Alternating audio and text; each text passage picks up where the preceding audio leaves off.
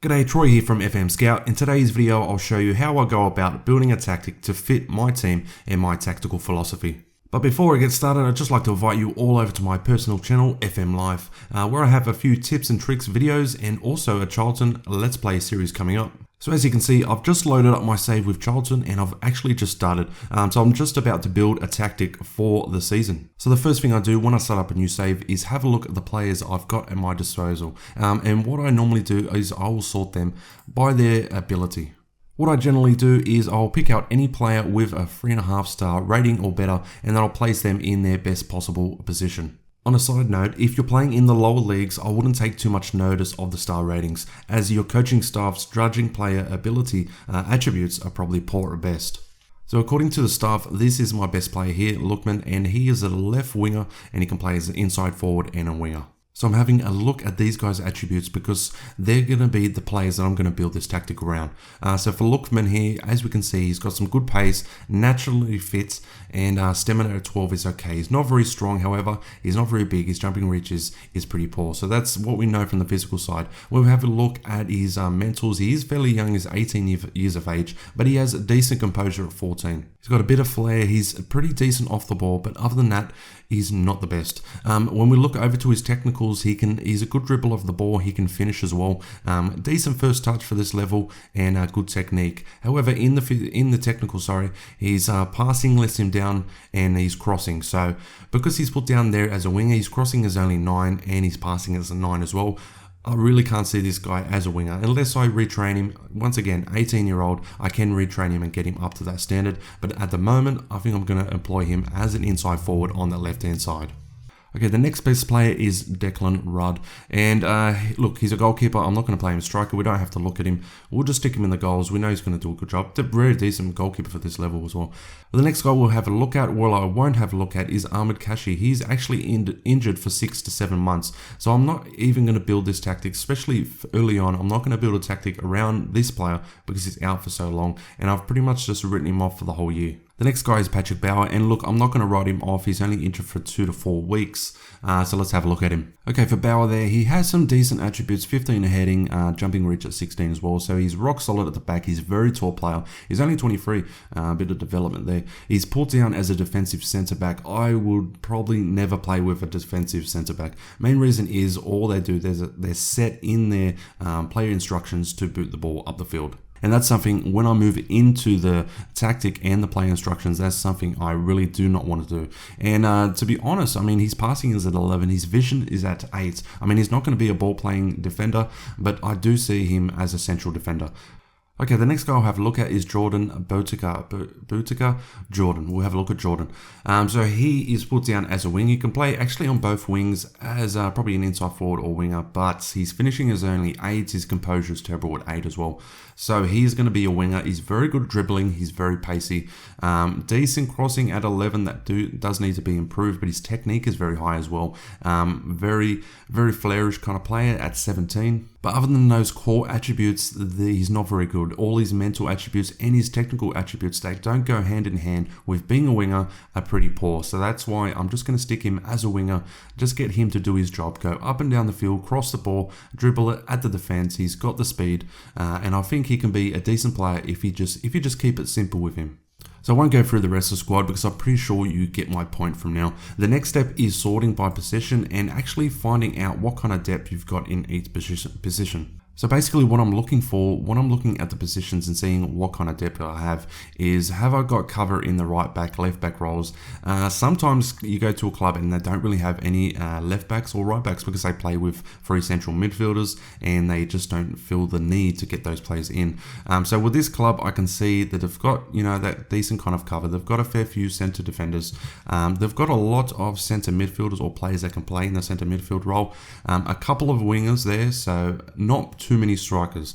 So basically what that's telling me is probably I'm going to play with 1 striker, and we're stacked in the centre of midfield, so I'm going to probably play it for in the middle. So I'll build a tactic and I'll come back to you in a sec. So looking at the side and what I have to work with here at Charlton, this is a tactic I've come up with. But first of all, when you set up a tactic, the first thing that you have to ask yourself is, if I played this tactic, how would I exploit it?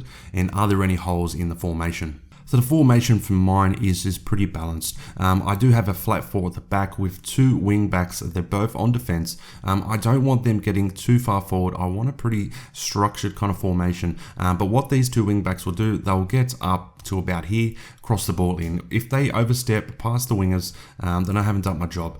So have a look at any potential gaps in the defense or the midfield and try to envision how you're actually going to score a goal. So first of all, I'm going to have a look at the guys up front. Because I do have a he's supposed to be on supports, because I do have a defensive forward, and my defensive forward is not very good when it comes to putting the ball on the back of the net, finishing only 9 and composure at only 10. So he's not that type of player. What he is a player you get the ball to, he might be able to put off a little short pass. So he's not going to be my main goal scoring threat. The main guy I'm looking at is the first guy and the best guy in the squad, and that's Lookman. So with Lookman, what I'm looking for is him to get in behind the fullback and the centre back, get into some space and score a goal. He's got some great pace and a great ability for finishing and good composure as well. So when he's doing that, we're going to have Jackson up in here trying to support. If he can't get the ball in the back of the net, Lookman's got a passing option in Jackson there. On the right-handed side, he's just, as I said, that main winger. He's just going to bomb up and down the field. I want him to put crosses into Lookman for him to get on the end of. In the other roles, Croft here as a ball-winning midfielder. So what I want him to do, I want him to push up a little bit forward, and I want him to win the ball back higher up on the field.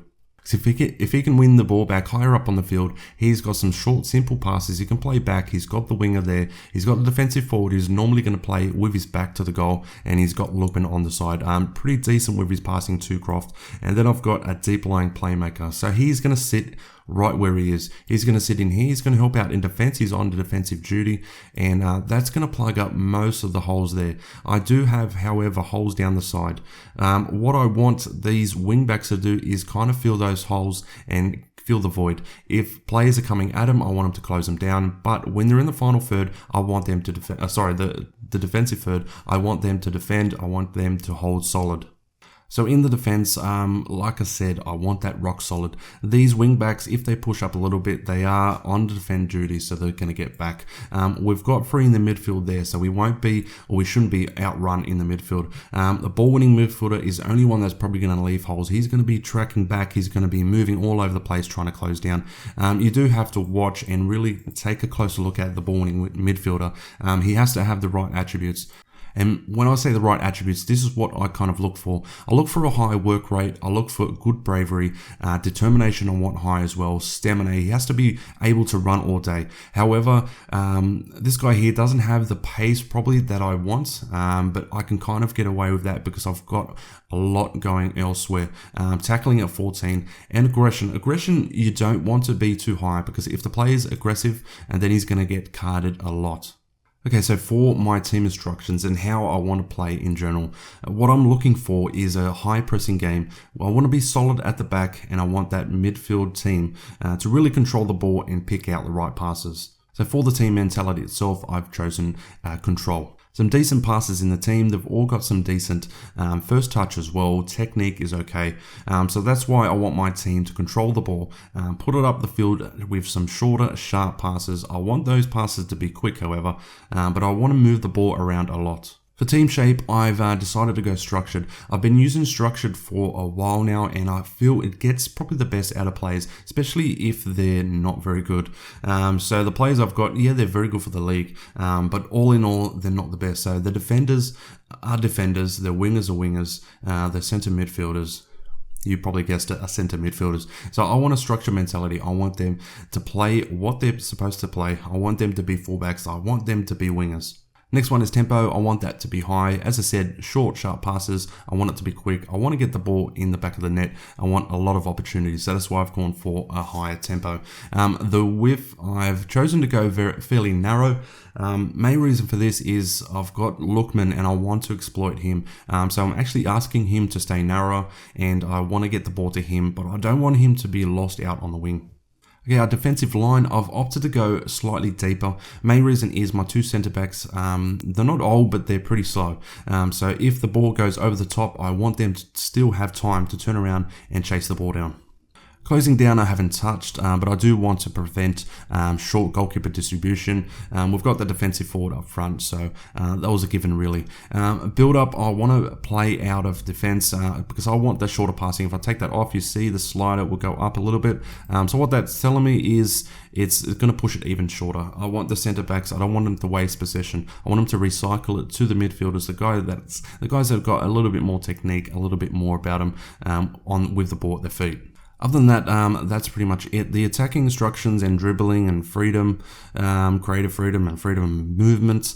I don't normally touch this stuff because dribbling, look, run at the fence. I don't want all the players running at the fence. Maybe one or two, and then I will instruct them in the play instructions to do that. But other than that, you don't want everyone doing it. So I don't normally put those on.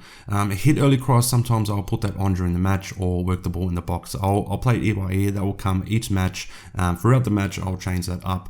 Retain possession, if I've got play out of defense, shorter passing on retain possession, that takes down the shorter passing by a fair bit. It also lowers my tempo, so I normally won't put that on, especially if I'm playing with this kind of these kind of shouts. Okay, now let's have a look at some play instructions. So what I do, I'll mold these play instructions to kind of how I want to play. Because I'm trying to play a pressing game up top, this is where I can kind of change that up. So for our defensive forward, what I've chosen is just passes shorter. Main reason is because his passing is terrible. What I also look to do is pick out any weaknesses or strengths, and I'll try to adjust the play instructions to suit that player.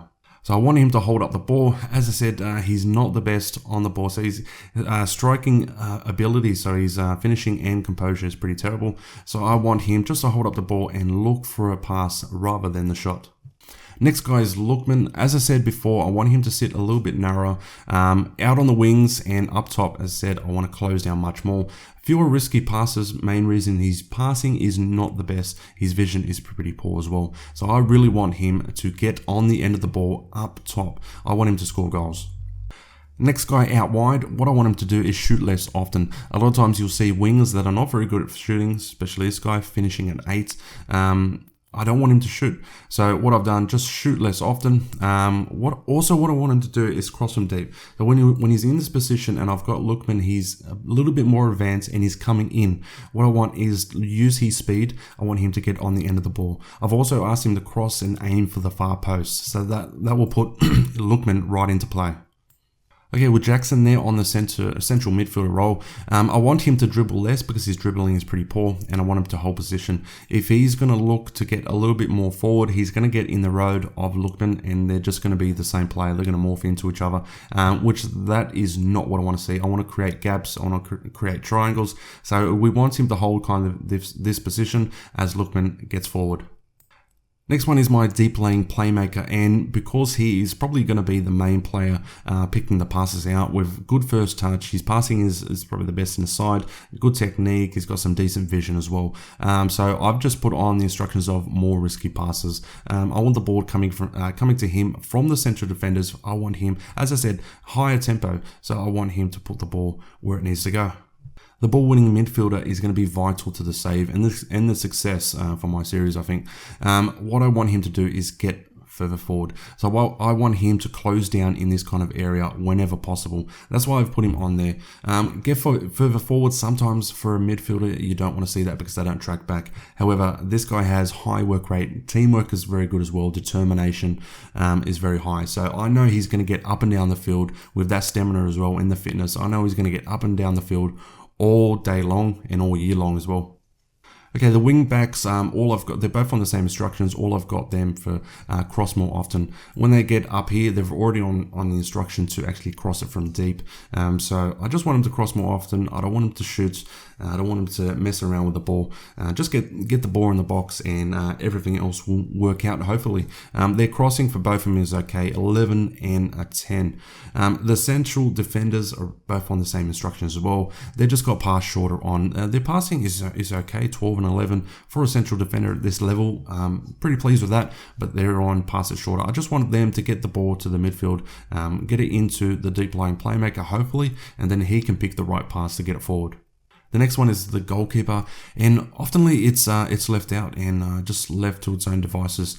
But this can make a massive difference, because most of the time the goalkeeper from a goal kick or when it's in his hands, he'll just boot up the field, and every time you lose possession. So what I've asked him to do is distribute it type. I want him to roll it out, I want it on the ground, distribute it quickly. However, I do want fewer risky passes. If there's defenders there, it's all right, he can boot it up the field, and I want him to go to the fullbacks, get out wide to those wing backs. They're a little bit more advanced, and then they can push it into the midfield.